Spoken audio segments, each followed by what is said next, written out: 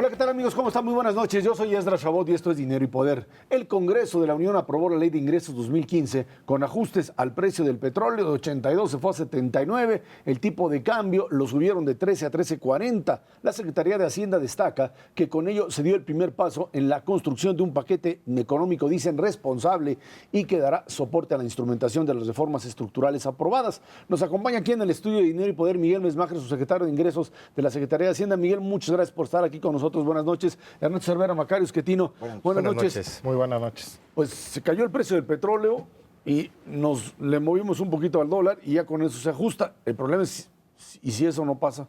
O sea, si se nos cae más el precio del petróleo y si el tipo de cambio está no en ese nivel, parecería que son proyecciones y consideraciones que podrían tener algún riesgo, Miguel. Ahora, yo creo que aquí vale la pena enfatizar, Esra, que realmente tenemos tres mecanismos de defensa frente a un escenario de menores precios como el que tú mencionas. En primera instancia, la verdad tenemos un mecanismo, pues para términos prácticos, automático, que es el tipo de cambio flexible, ¿no? Desde que México ha adoptado el tipo de cambio flexible en la segunda mitad de los 90s, ha funcionado muy bien como un mecanismo que cuando hay buenas noticias se aprecia, cuando hay malas noticias se deprecia. En ese sentido, ha funcionado realmente muy bien. Yo creo ya durante estos pues casi 20 años que tenemos de tipo de cambio flexible, ha funcionado muy bien como un mecanismo que suaviza para la economía mexicana el efecto de choques internacionales. Y en ese sentido, normalmente lo que hemos observado es que cuando observamos disminuciones del precio del petróleo, observamos alguna reacción del tipo de cambio y eso se establece como una primera línea de defensa, porque es relevante, si bien por cada por cada barril de petróleo que tú vendes, a lo mejor puedes recibir menos dólares, como el presupuesto está en pesos a fin de cuentas. Si el tipo de cambio se deprecia para compensar parcialmente esto, eso quiere decir que por cada dólar estás recibiendo más pesos. Entonces, ha sido un primer canal, yo diría, de defensa para la economía que en la práctica pues, hemos observado que funciona muy bien. Un segundo elemento, como ustedes saben, es que pues ya durante alrededor de 15 años hemos estado siguiendo una estrategia de coberturas petroleras también para asegurarnos un precio mínimo de la mezcla mexicana de petróleo. En ese sentido, el proceso de contratación de la cobertura todavía no está concluido, pero ya tiene un avance significativo. Entonces, en ese sentido, pues esperamos estar terminando también pues, con un programa de coberturas que sea bueno y que nos blinde de escenarios extremos en el precio del petróleo. Y finalmente tenemos el Fondo de Estabilización de Ingresos Presupuestarios que, como se reportó la semana pasada cuando presentamos el informe trimestral de finanzas públicas, tiene un saldo de alrededor de 50,000 millones de pesos, lo cual también nos puede permitir hacer frente en caso de que la cobertura no fuese suficiente, pues nos puede permitir el hacerle frente a algún ajuste adicional. Obviamente, la primera línea de defensa pues, es el automático, el tipo de cambio. Después está la cobertura, que en principio pues, la cobertura se activa de manera automática también. Y finalmente tenemos el fondo de estabilización. Miguel, hay una cuarta que se llama deuda y que ha venido creciendo consistentemente, yo diría, desde el 2008, cuando empezó la gran crisis. Los déficits fiscales han ido en aumento y consistentemente pues, se han mantenido ahí en un nivel cercano al 4% en términos del déficit económico total, la utilización total de recursos. ¿Qué tanto podemos seguir profundizando en esto hacia adelante frente a circunstancias pues, que sabemos que van a seguir ahí permanentemente, que es un entorno internacional muy complicado? Al menos en la parte europea y en la parte asiática las señales son bastante malas para el 2015 y yo te diría hasta el 2016, aunque afortunadamente nosotros estamos en el mejor de los mundos ahorita para los próximos 2 años, que es dependiendo de una economía norteamericana que francamente está boyante. ¿Preocupa o no preocupa este nivel de endeudamiento, sobre todo en el mediano plazo? ¿Qué tanto más podemos sostener sin generar un desbalance importante para la economía mexicana? Sí. En un primer comentario que vale la pena hacer antes de entrar a mayor detalles, algo que es importante es que si bien, como mencionaba Esra, se ajustó el precio a la baja del petróleo durante el proceso presupuestario, eso no se tradujo en un mayor déficit. En realidad, ya hubo un reconocimiento por parte del Congreso de la Unión que realmente estas disminuciones en el precio que se reconocen durante el proceso de aprobación del presupuesto se tendrán que estar reflejando en pues, cierta contención de gasto, ¿no? Recortes. En ciertos ajustes, ¿no? Y en general, pues en austeridad por parte del gobierno federal, sobre todo en gasto corriente. Ahí dejaron muy claro que hay que proteger el gasto social y el gasto en infraestructura, ¿no? Con respecto a una pregunta más general con respecto al endeudamiento, yo creo que el endeudamiento lo debemos de ver como un mecanismo. Es un mecanismo que se puede utilizar bien, es un mecanismo que se puede utilizar mal. En ese sentido, afortunadamente, pues México ha sido siempre pues, relativamente prudente con sus finanzas públicas. Claramente, si observamos los niveles de endeudamiento de México. En los últimos 20 años. Bueno, en eso estamos de acuerdo, ¿no? Pero digamos, durante las últimas pues, 2 décadas ha habido un manejo cuidadoso del déficit público, ha habido un manejo prudente de la deuda pública y afortunadamente ese manejo prudente que se ha venido dando durante los últimos 20 años pues nos ha permitido tener niveles de deuda moderados, ¿no? Claramente están muy por debajo de lo que observamos en países industriales, por ejemplo, o incluso por debajo de lo que se observa en otros países emergentes, lo cual implica que afortunadamente contamos con ciertos márgenes de acción frente a un entorno de debilidad internacional. Entonces, en ese sentido, claramente sí se ha solicitado cierto grado de déficit público, pero pues que no ha implicado que el nivel de la deuda alcance los niveles que típicamente se consideran peligrosos, ¿no?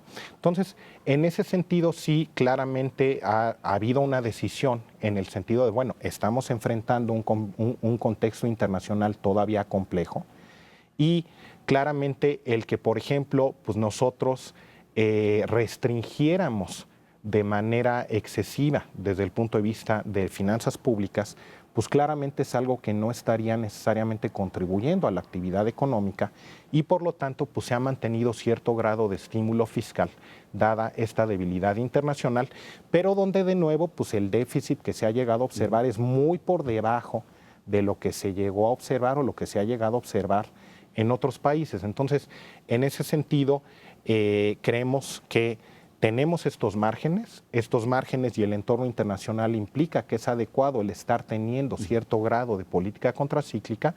Ahora, tú tienes toda la razón en el comentario de que, bueno, esto tampoco puede ser al infinito, claramente, y eventualmente si uno mantuviera déficits elevados durante un periodo muy prolongado de tiempo, eso sí implicaría que pues, te empiezas a acercar a niveles ya de deuda que implican el riesgo de las grado, presiones políticas sobre el presupuesto. Cierto grado de riesgo, pero por eso es que se establece que de todas maneras, sí se va a estar reduciendo el nivel de déficit público durante los próximos años, de tal manera que a finales de la administración nuestro déficit tradicional pues regrese a ser de 0% del PIB y 2% en el agregado. En el agregado. En los últimos 6 años se duplicó la deuda prácticamente hablando, con los datos de ustedes, como porcentaje del PIB.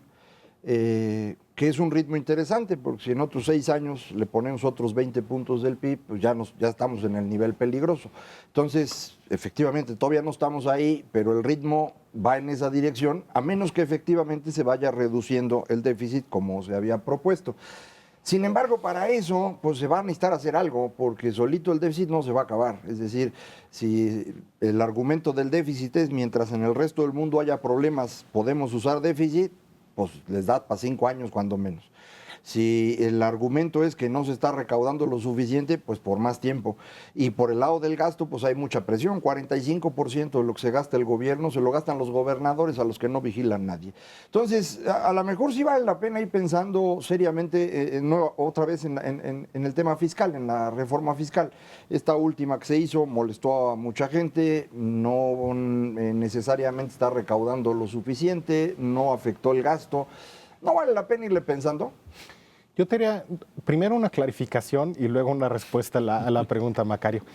Si tú ves el indicador tradicional de déficit, es cierto que ha tenido un aumento significativo, pero aquí vale la pena notar que una parte muy importante del incremento se debe al reconocimiento de pasivos que ya tenías. Es decir, tú tenías, ustedes recordarán, pues hubo una reforma al sistema de pensiones del ISSSTE y hubo ahí una emisión de bonos de reconocimiento, pero realmente lo que estabas haciendo era pasar un pasivo implícito que ya tenías a un pasivo explícito. Y por otro lado... Eso fue en el sexenio de Calderón. Sí, que es un poco las fechas que menciona Macario en cuanto al incremento. O sea, un poco son los elementos que explican este aumento. El otro incremento, ustedes recordarán, había esta figura de los pidiregas de Pemex, ¿no? Que era algo que se contabilizaba en ciertos indicadores de pasivos, pero no se contabilizaba en la deuda tradicional. Y entonces la deuda escondida, hay un reconocimiento. Pasar, ¿no? Pero si quitamos esa parte, sigue habiendo más o menos 10 puntos del PIB en los últimos 6 años. Pero digamos, pero no se duplicó, está bien, digamos, ¿no? Y en ese sentido, si vemos el indicador más amplio, es cierto, ha habido un incremento. Y yo te diría, afortunadamente teníamos esos márgenes de maniobra para pues, poder tener estas políticas contracíclicas, pero donde además estos 10 puntos, por ejemplo, pues, se comparan con incrementos de 40, 50 puntos del PIB que hemos visto en muchos países industriales. O sea, en ese contexto creo que sí es importante mencionar este tema. Yo te diría, hay elementos que nos deben de permitir el reducir el déficit hacia adelante. Un elemento muy importante será la implementación de la reforma energética. ¿Por qué? Probablemente uno de los retos más importantes que tenemos desde el punto de vista de finanzas públicas ha sido la declinación en la plataforma de producción de petróleo, que de hecho nos ha pegado de manera muy, digamos, en años previos, no se había notado tanto la presión de eso sobre finanzas públicas porque estábamos observando una tendencia a la alza en el precio del petróleo. Entonces, ¿qué sucedía? Bueno, estaba cayendo la plataforma, teníamos la buena suerte de que estuvieran al alza los precios. Pero el problema ha sido que durante el último par de años los precios habían estado ya estables en alrededor de entre 90 y 100 dólares por barril, y lo que empezamos a observar hace de un par de meses para acá, pues es ya una disminución en los precios. Entonces, obviamente, ¿qué está sucediendo? Que el problema que ya teníamos y que veníamos arrastrando de una declinación en la plataforma de producción de crudo, que además se ve ya, a pesar de que se ha triplicado el monto de inversión de Pemex, si ustedes ven, los montos de inversión de Pemex han pasado de alrededor de 10 mil millones de dólares al año a cerca de 30 mil millones de dólares al año, No es decir, ya niveles comparables con el de petroleras internacionales, ¿no? Realmente eso no ha sido suficiente para detener ese proceso de declinación, y donde realmente pues, lo que nosotros estamos esperando es que a raíz de la reforma energética, a raíz de contar con fuentes adicionales de inversión en el sector, logremos que se estabilice la plataforma y de hecho que se incremente de manera relevante, y eso debe de permitirnos el que pues, se recuperen nuestros ingresos petroleros, que pueda contrarrestarse parte de estos efectos de la disminución en precios y que eso nos esté permitiendo justamente pues el estar realizando este ajuste al déficit público. Reforma fiscal, ¿no? Entonces ya no. Bueno, ustedes saben que nosotros ya establecimos este compromiso, claro, el acuerdo de certidumbre. Entonces, en ese sentido, pues nosotros no estamos contemplando pero por lo menos la necesidad de realizar pero decía ajustes. por ahí que si había circunstancias excepcionales podría volverse a discutir. Y a mí me parece excepcional haber perdido 200,000 barriles diarios de petróleo que eran agua, ¿no?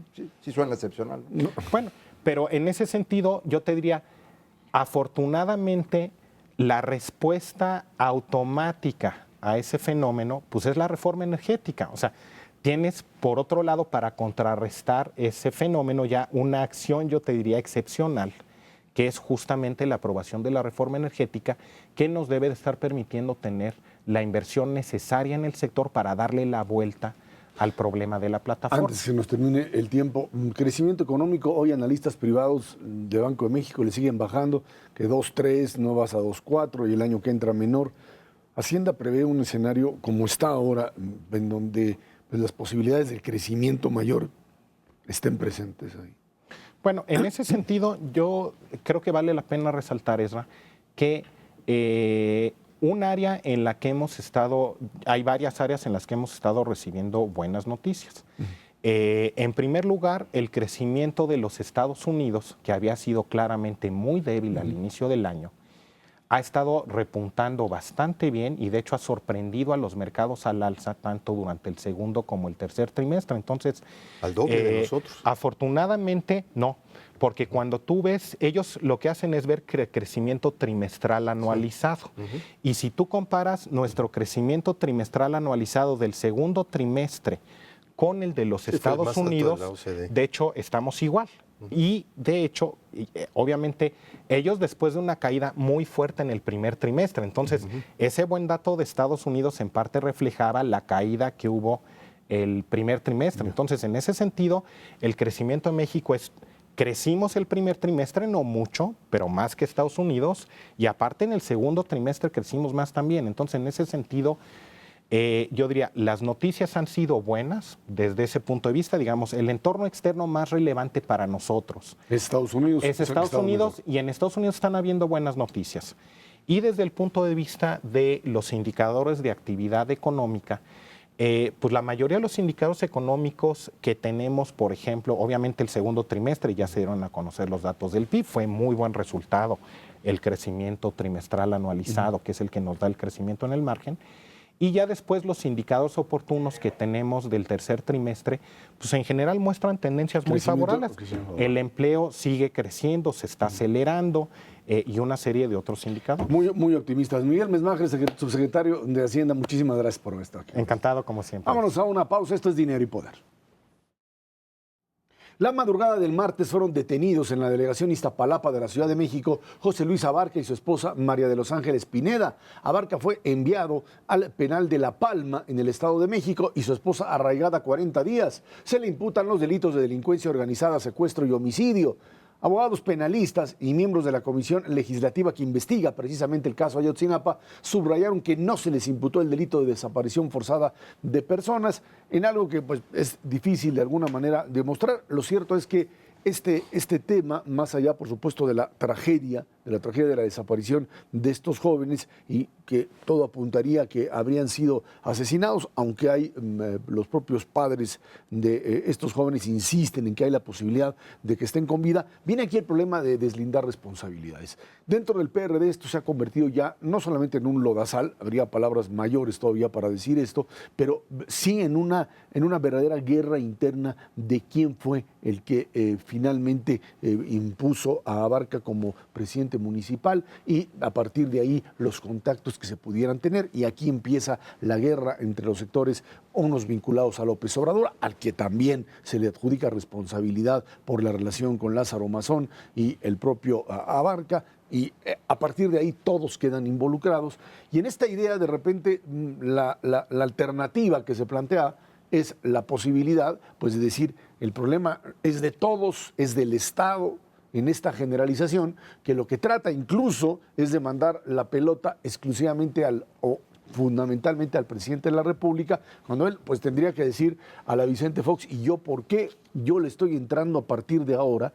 Y el tema, y hay que reconocerlo, es un tema que viene desde hace tiempo y en donde a Abarca pues no le habían encontrado nada o no habían querido encontrarle algo desde la administración pasada. Ahí hasta hay ahí analistas, columnistas que dicen que hubo incluso una pelea, todos se peleaban porque Abarca fuera su candidato por las conexiones que tenía allí en Iguala. Aquí está este ejemplo de una clase política mexicana totalmente deshecha en función de este tema y el país golpeado seriamente por una situación que no se puede prolongar. Sí, yo creo que solo en ese sentido se puede argumentar esta frase que se ha estado usando mucho de fue el Estado. Efectivamente hay una responsabilidad común de los actores del Estado en el sentido de que no hemos construido un Estado de derecho en forma y por eso se podría decir una responsabilidad general, pero muy diluida, y yo creo que eso no es lo que hay que hacer en este caso. Creo que hay que encontrar las responsabilidades y culpabilidades directas de las personas que hicieron esto y además encontrar las soluciones a lo que no ha estado funcionando, que tiene que ver fundamentalmente con una ruptura en el Estado entre la Federación federación y las entidades federativas. En la federación sí podemos saber quién hace qué cosas, cuándo las hace, podemos fincar responsabilidades. En los estados no tenemos control sobre los gobernadores, lo hemos comentado en muchas ocasiones, y es algo que hay que corregir a la brevedad, porque mientras esto no se resuelva, las entidades federativas van a seguir haciendo lo que quieran en términos fiscales y en términos de seguridad. Algunos crean el mando único y más o menos tienen control de la policía estatal, otros lo dejan todo en manos de las policías municipales, que son muy fácilmente compradas por el crimen. No es este el primer caso, ya hemos tenido muchos otros casos donde policías municipales cometen este tipo de crímenes, desapareciendo personas, por ejemplo, los cazadores de Guanajuato que fueron secuestrados y asesinados y que los fueron a tirar a Zacatecas, que también fue policía municipal, y en aquella ocasión no hubo tanto drama. En esta ocasión, creo yo, ya es la acumulación de todo esto lo que lleva a este fenómeno, pero hay también, me parece, una campaña de las personas que se dedican a buscar culpables siempre en el gobierno federal, porque lo que quieren es llegar al gobierno federal, y han estado creando campañas desde hace tiempo, ¿no? Ellos son los que crearon el No Más Sangre, y ahora el Demando tu renuncia a Peña Nieto, y ahora el de Ayotzinapa Global. Estas campañas son campañas, no son cuestiones espontáneas de la gente que está enojada, son personas que se dedican a esto, que saben aprovechar la sensación, el sentimiento popular para irlo causando de alguna manera que les permita tener rendimientos políticos, y creo que hay que tener cuidado con esto para que no se nos mezclen las cosas. Ahora, coincido en el sentido de urgencia de resolver las cosas, de deslindar las diferentes responsabilidades de cada uno de los diferentes niveles, pero subrayo que el costo sí es para el Estado en su conjunto, para el país en su conjunto. Después de la aprobación de las reformas estructurales, esto es un balde de agua fría. Desde el ámbito internacional, es decir, vámonos a echar otra vez un par de pasos para atrás y a evaluar, después de diversos artículos que han salido en revistas de penetración internacional muy fuerte, el Economist, el New Yorker, etcétera, en donde la reputación de México como un país que no cumple con el Estado de Derecho se ha acentuado de manera brutal, y eso hace que las empresas internacionales que estaban decididas a entrar a nuestro país lo piensen dos veces. El sentido de urgencia evidentemente está en el lado de resarcir obviamente a los familiares, pero también está en el hecho de echar a andar un país ávido de crecimiento y que ahora, por una cuestión política desafortunada, pues se está volviendo a retrasar. Ahora, yo insisto en el tema que pues se maneja desde el Estado, desde el gobierno federal e incluso en la cabeza de los partidos políticos. Yo no he visto, salvo algunas expresiones que luego fueron reducidas por parte del presidente del PRI, César Camacho, que ni el PRI ni el PAN estén haciendo, incluso ya en este comienzo de campañas, tomando el tema para acusar directamente al PRD de eso. El problema radica al interior mismo de la propia izquierda. Esto sucedió, ¿no? Hubo ahí acusaciones originales de César Camacho y alguien ahí le dijo, hasta aquí, bájenle, porque aquí ese tema no lo podemos seguir proyectando, porque lo único que vamos a hacer es generar una situación todavía mayor, más grave, digamos. Y lo que hacen en un momento determinado es precisamente reducir el problema o tratar de focalizarlo dentro de la propia izquierda, en donde tanto López Obrador como la propia Nueva Izquierda, que el día de ayer da esta conferencia de prensa deslindándose incluso de la empresa, esta empresa que parecería le daba servicio a mucha gente, no solamente al Partido de la Revolución Democrática, Berumen, y que la hija había estado ahí pues encubriendo a estos señores Abarca. Lo cierto es que la guerra al interior de la izquierda se ha vuelto brutal. Las descalificaciones hacia René Bejarano en la izquierda democrática y de ahí hacia la propia dirigencia son enormes. La figura de Miguel Barbosa cuestionando y siendo cuestionado también por la propia Nueva Izquierda, te hablan sí de una crisis propia de un partido político como tal, como el PRD, que tendrá que pues redefinir estrategias y además dejar en claro que para escoger ahora candidatos para todo lo que viene, pues tú vas a tener que hacerlo ahora sí que con pinzas, como cirugía, con microscopio, porque si no esto te puede reventar. Yo creo que aquí hay una oportunidad que convendría tomar, esto que acaba de comentar Ernesto acerca de la perspectiva internacional y lo que tú mencionas acerca del conflicto al interior de los partidos políticos o específicamente del PRD, abre una gran oportunidad para que resolvamos un problema que tenemos pendiente desde hace mucho, que es precisamente la construcción de un Estado de Derecho en forma, que no se ha podido construir por una razón muy sencilla. Este fue un país autoritario durante toda su historia hasta 1997.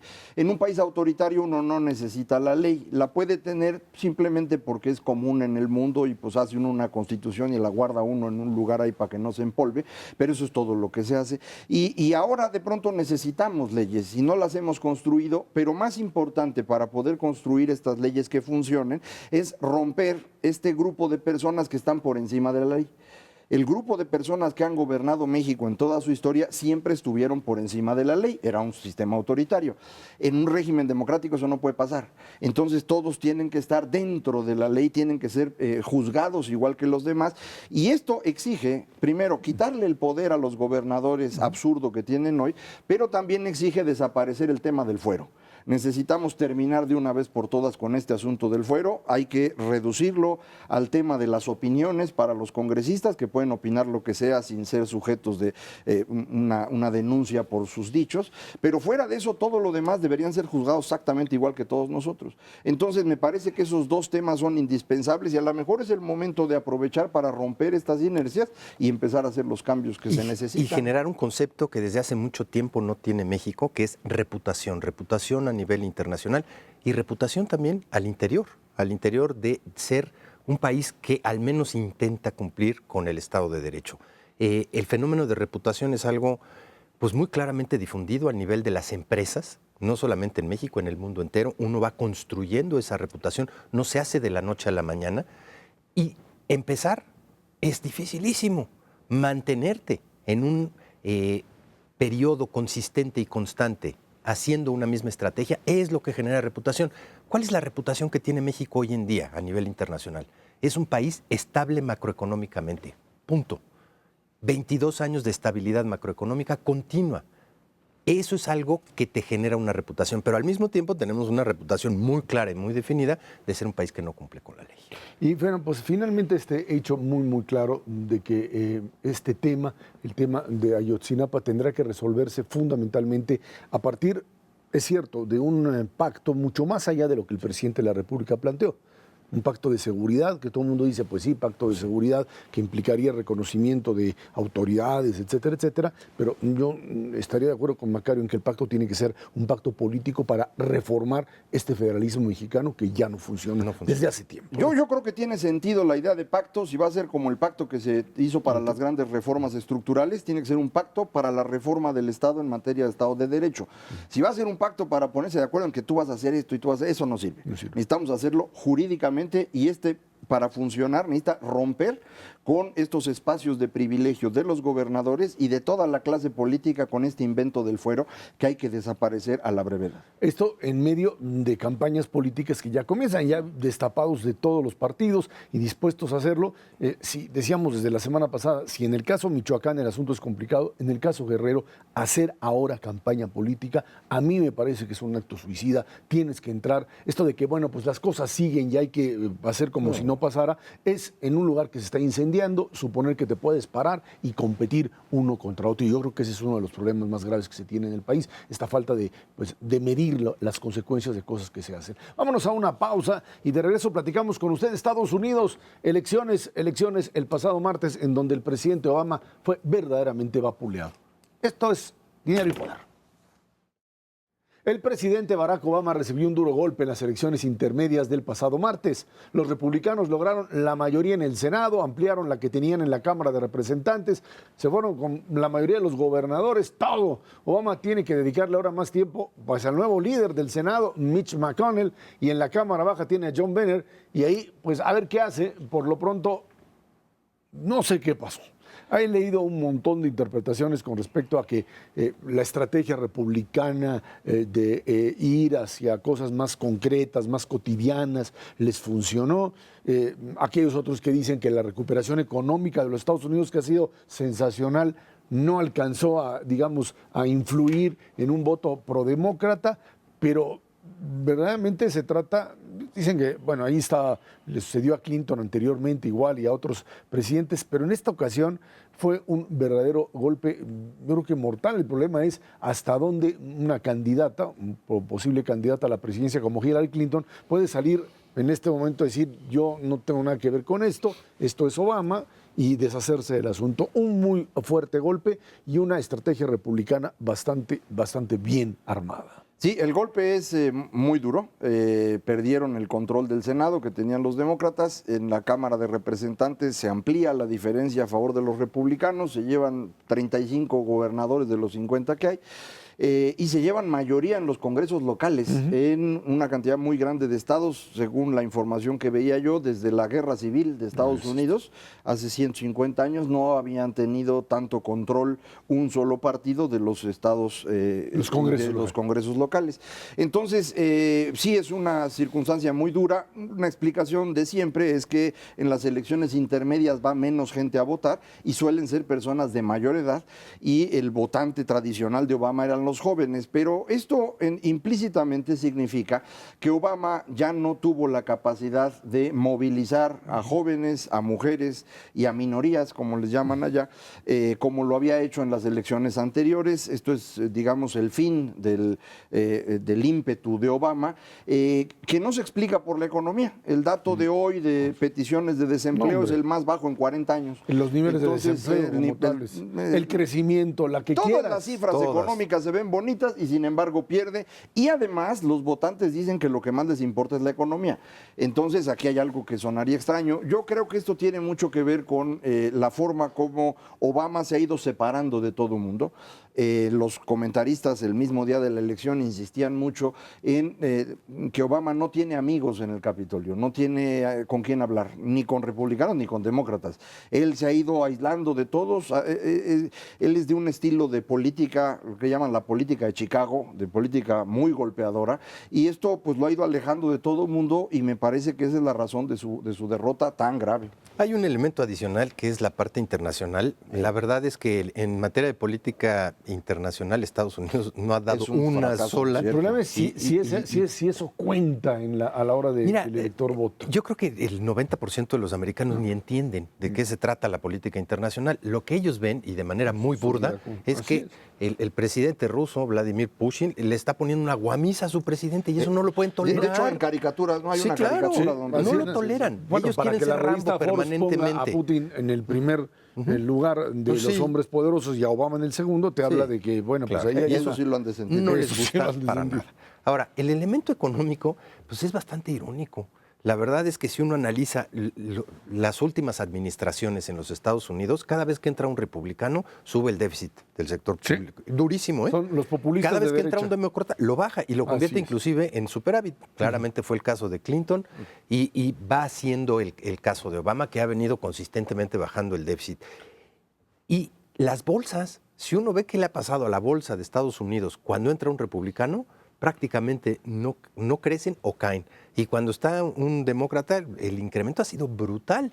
En las elecciones intermedias tiende a recomponerse eso precisamente. Y el brinco que ha dado el Dow Jones es verdaderamente brutal. Algo similar, digamos, la elección entre Al Gore y George Bush, la del gran escándalo con respecto a los votos finales, etcétera.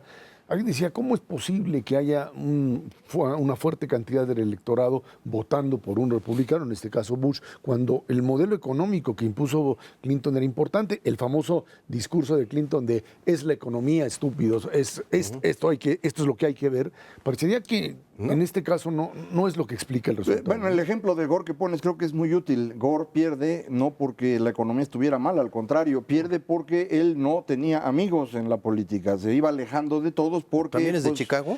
No, él se siente superior a muchos, y esto es un problema. Uno no puede ser demasiado soberbio en ningún lado, pero en política menos, y esto es algo que le ocurrió a Al Gore, y creo que de alguna manera le ha estado pasando a Obama. Y esto, el problema que tiene es que que pone al Partido Demócrata en una situación bien complicada para el 2016. Perdieron estados que son determinantes en la elección presidencial, como increíble. Iowa, Sí. que es el que hace al final de cuentas el balance por la cantidad de votos electorales que tiene. Entonces, creo que sí se metieron en un problema muy serio. Yo no sé si van a poder salir de ahí. Si los republicanos tienen la habilidad de seleccionar un buen candidato presidencial, uno, y dos, de aprovechar la mayoría que tienen ahorita para sacar algunas de las cosas que Obama no les dejaba sacar, por ejemplo, el oleoducto Keystone, que es determinante para el futuro petrolero de Estados Unidos y del mundo. Si lo logran, entonces van a poner a los demócratas contra la pared. Sí, por supuesto, si Obama no lo veta, porque también puedes meter, que es lo que muchos pronostican, en otro atorón igualito que el que tenías ahora, Pero en donde sí. Cámara de Representantes votaba en favor de los republicanos, los otros eran básicamente demócratas, los senadores, y esto se atoraba. Aquí ahora va a pasar fluidamente entre las dos cámaras, pero el presidente lo va a vetar y vas a necesitar una mayoría calificada para poderlo aprobar, lo que lo vuelve muy complicado. El tema, también temas que estuvieron ahí que para México eran importantes, como el tema migratorio, yo creo que puede quedar totalmente Desechado. desechado en este momento. No, en este momento no cabe la menor duda. Y bueno, yo siento que en la medida en que otros temas vayan fluyendo, al final de cuentas, ¿cuánto tiempo llevamos con esta parte migratoria? Y se ha ido tapando o solucionando de una u otra manera. Hay que enfocarnos en lo que hay en materia de política exterior vinculado con los Estados Unidos, con lo que se tiene. Para los próximos 2 o 3 años yo creo que el status quo es lo que va a imperar, no cabe la menor duda. Sí están expuestos a esta que ellos le llaman gridlock, que es como un candado de no tomar decisiones, un poco como lo teníamos los mexicanos antes del pacto para las reformas estructurales, o sea, tienen el sistema político perfecto para no tomar decisiones en este momento. Ahora, en materia de los candidatos para las próximas elecciones en Estados Unidos, no solamente es un buen candidato, tiene que ser la dupla. Porque acuérdate qué les pasó con Palin a los republicanos en las últimas elecciones. Les pega muy fuerte. Yo creo que era irrelevante. Perdieron esa elección porque era la de 2008. La catástrofe crisis económica. Pero yo te diría otra cosa, otro elemento más que puede estar ahí presente, es el hecho de que finalmente los republicanos lograron los tradicionales alejar mayoritariamente, no en su totalidad, al Tea Party, a los sectores Party, por ultras. supuesto. Y esto volvió a recorrer lo que parecía imposible de lograr al Partido Republicano hacia el centro, sí. Y a partir de ello... A lo sensato. A lo sensato. Bueno, está bien, pero no importa.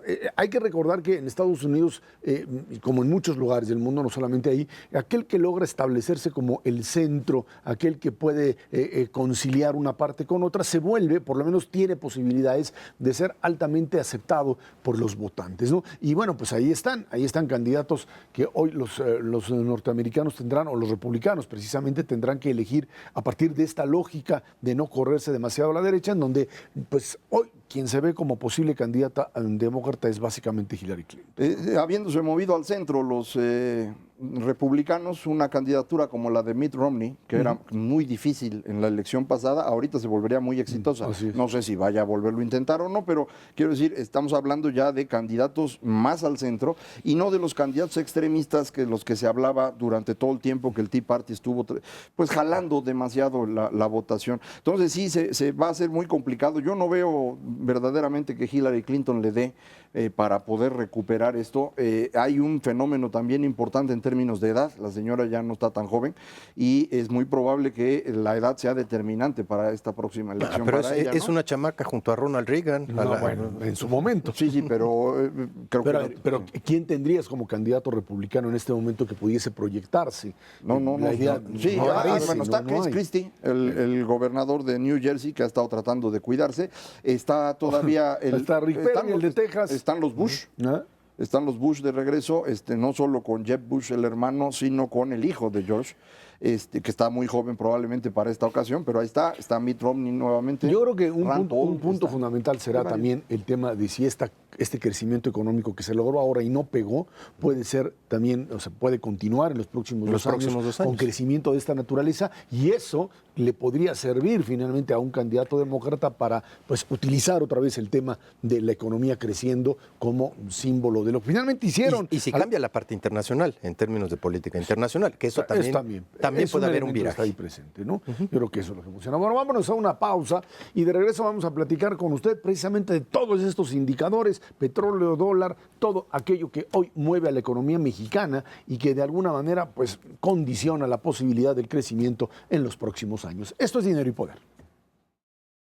El entorno económico del país está presionado por el alza del precio del dólar y la baja de los petroprecios. En lo que va del 2014, el peso mexicano se ha depreciado 3.66% frente al dólar y en los últimos meses el precio de la mezcla mexicana ha caído más de $20. Es lo que platicábamos con Miguel Mesmacher al inicio del programa. El promedio de las últimas 2 semanas es de $77.11 el costo, el barril como tal, y el costo es, por supuesto, todavía inferior a lo que pues está planteado en el presupuesto. Estamos hablando de 79 y aquí andamos por 77. Bueno, ya lo platicábamos con Miguel Esmager. Aquí el punto es si esta situación de aumento en el precio del dólar, de quién sabe qué pase con las tasas de interés, que todo el mundo es ahí viene el lobo y ahí viene el lobo, y no viene, no llega, parece que está ocupado, y las tasas de interés no suben. Sin embargo, hay una presión inflacionaria, ese es el otro elemento que es importante plantearlo, una presión que podría generar una inflación arriba del 4% para este año y para el que sigue.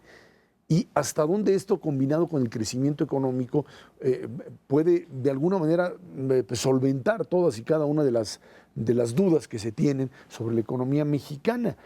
Yo creo que es importante establecer que pues si no hay una posibilidad real de encontrar un mecanismo que te dé certeza, te dé certidumbre sobre el crecimiento económico, estaremos muy metidos en una economía mexicana que, así como todas las emergentes, pero está bien, están los Estados Unidos creciendo y ahí estamos nosotros, pero ahí hay otras variables que podrían también generar un problema. Bueno, primero vamos sobre el tipo de cambio. El tipo de cambio, como sabemos desde hace pues, un poquito más de 20 años, es un tipo de cambio flexible. Y hay que recordar que en el 2008 llegó prácticamente a 15 pesos por dólar. Y los que compraron dólares a 15 pesos y luego un par de meses después estaba bajito de 13. Pero esas no son las condiciones que están ahora en el mercado. Pero la verdad de las cosas es que no hay presiones inflacionarias ni en Estados Unidos, ni en Europa, ni en Japón, y mientras en México.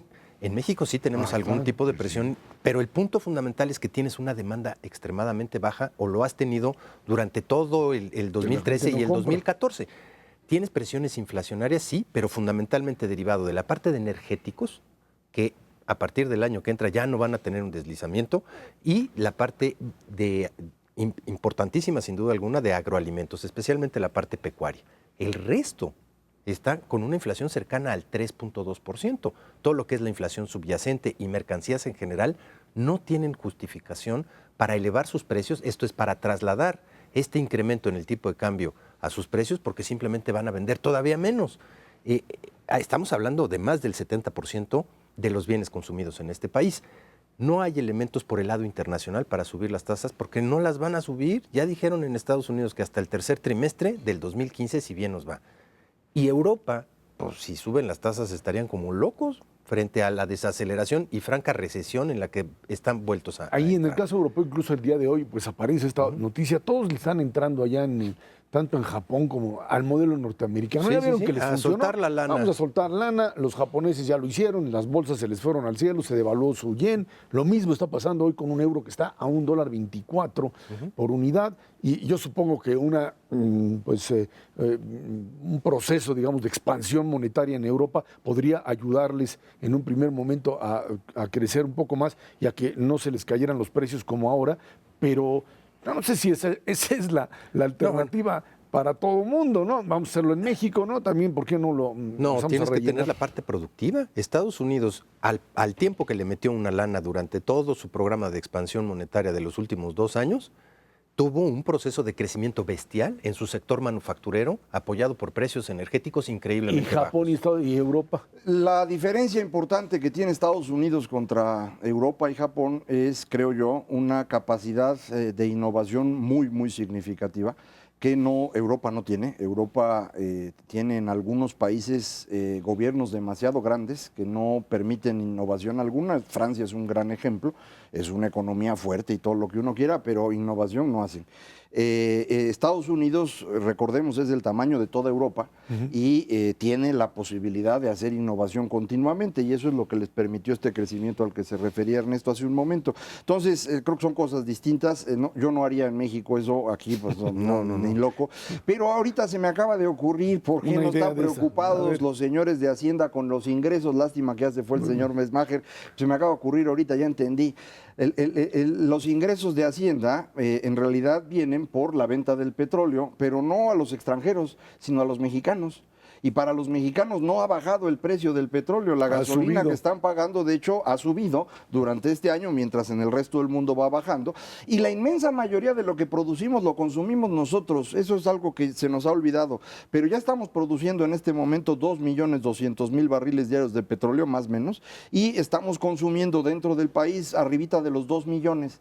Entonces, prácticamente el 90% del petróleo que vende Pemex se lo vende a los mexicas y se los vende a un precio más alto que antes.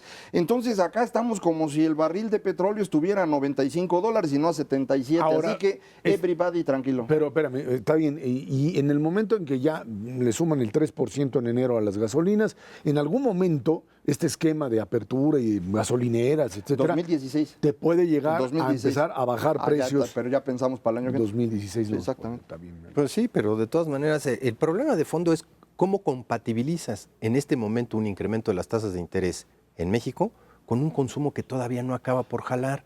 Está creciendo, sí, nadie lo duda, pero no a las tasas que correspondería a alcanzar un crecimiento para el año que entra de 3.7%. Pero no van a subir, ¿no? O sea, la idea es que suben cuando suba en Estados Unidos y como tú bien decías, será el tercer trimestre, ¿no? Hasta el tercer trimestre del año que entra. Eso sí, el tema de inflación en México se controla. Este año se les va a pasar de su meta. No, la estimación de los genios del sector privado es 3.99. ¿En serio? Eso es lo que publicó hoy el Banco de México. Va a estar aquí, justo en la rayita. Ahora, en términos, digamos, generales, esta visión de un país con un gran privilegio, veía hoy los indicadores de crecimiento económico para el próximo año por parte de OCDE.